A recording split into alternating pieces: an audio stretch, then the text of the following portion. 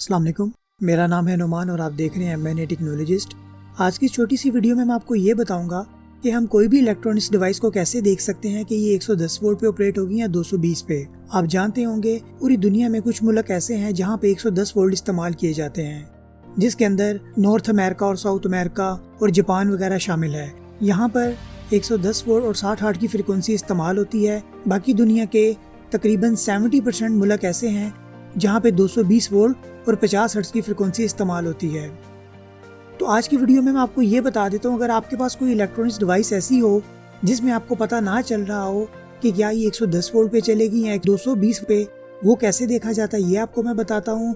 और दूसरा ये कि आजकल बहुत सारी इलेक्ट्रॉनिक्स ऐसी डिवाइस बनती हैं जो कि 110 वोल्ट पे भी ऑपरेट हो जाती हैं और 220 वोल्ट पे भी ऑपरेट हो जाती हैं।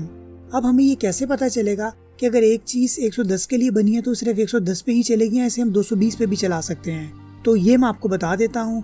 मेरे पास एक छोटा अडॉप्टर मौजूद है, अभी आप देख लें। इस अडॉप्टर के ऊपर ये लिखा आ रहा है कि इनपुट पे हम इसे 100 से लेके 120 वोल्ट 60 हर्ट्ज फ्रिक्वेंसी और आउटपुट पे 5 वोल्ट और 1.5 एम्पेयर हासिल कर सकते हैं। इसका मतलब ये है कि ये अडॉप्टर 110 वोल्ट पे ऑपरेट होता है, इस पे 220 का कुछ नहीं लिखा आ रहा।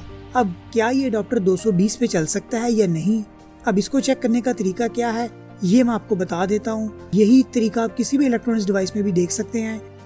एक तो सबसे पहले आप देख लें कि इसका जो सॉकेट है ये भी जो है जापान का स्टाइल है, यानी कि 110 स्टाइल इसे कहा जाता है। तो स्टेप बाय स्टेप इसको मैं सारा ओपन कर देता हूँ। अब आप ये देखिए, ये अडॉप्टर मैंने सारा खोल लिया है। जब भी कोई इलेक्ट्रॉनिक्स का ऐसा अडॉप्टर खोलें, उसका एक दो मेन कैपेसिटर लगाओ, उसको किसी भी लोहे वगैरह से शॉर्ट कर दें, क्योंकि अगर आपका आगे सर्किट मुकम्मल ना हो तो उसमें चार्ज मौजूद रहता है। अगर आपका हाथ टच हो जाए तो आपको अच्छा खासा करंट पड़ सकता है।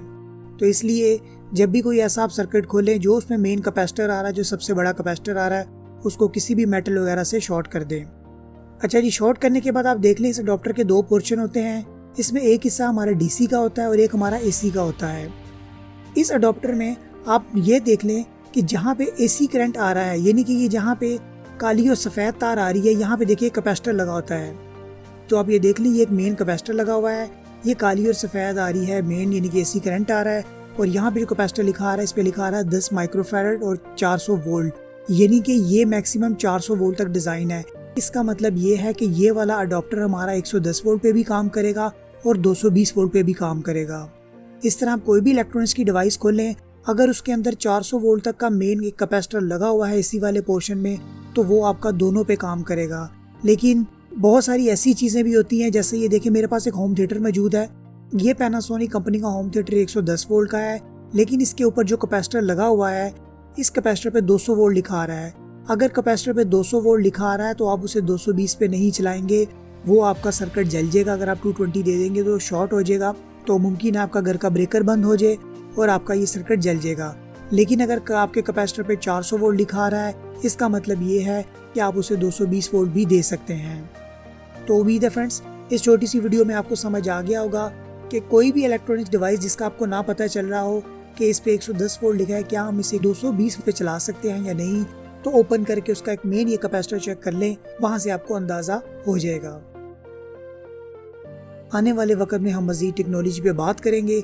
इसके लिए आप मेरे चैनल को सब्सक्राइब करें। आपका देखने और सुनने का बहुत शुक्रिया।